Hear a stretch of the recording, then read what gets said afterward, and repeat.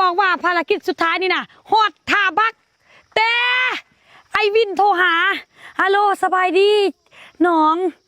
อนาอยากอนาฝากน้องไปมอบอนาแทนไอแน่เพราะว่าไอบ่ทันไอมีเวียกไออยากส่งกำลังใจให้ข้าเจ้าน่ะค่อยแบบ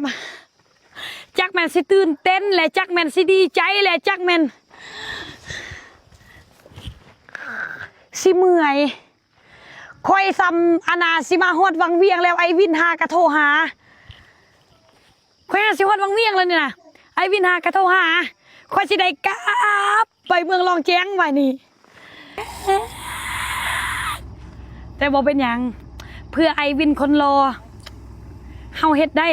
ทุกคนว่าจังไดใช่เจนอมกลับไปบ่นี่สิให้กลับไปนี่ให้เจนอมแบบนอนนะซะ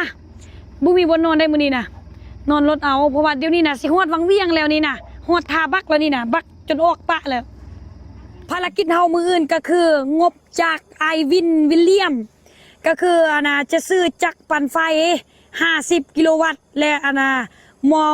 มอเตอร์ดูดน้ำ70กิโลวัตต์นั่นแหละแล้วก็สาย3x6 5ก้อ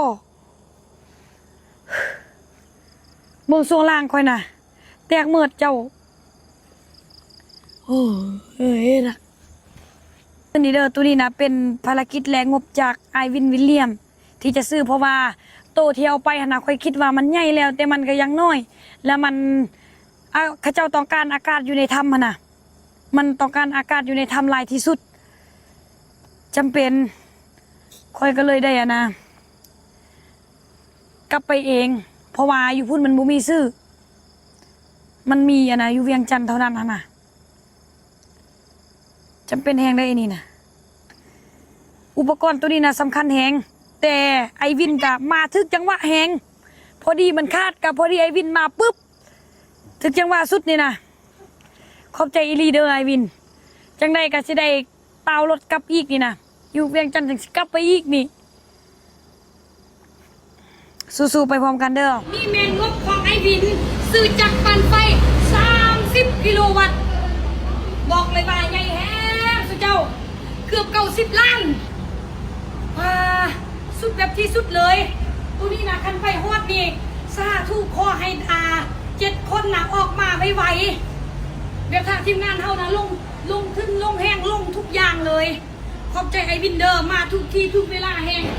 มาทุกจังหวะแห้งตัวที่เฮาไปสุดก้อนนี่มันยังน้อยป้าแล้วข้าเจ้าสิแบกขึ้นจังไหนขึ้นภูขึ้นเขาใหญ่แห้งเลยมันใหญ่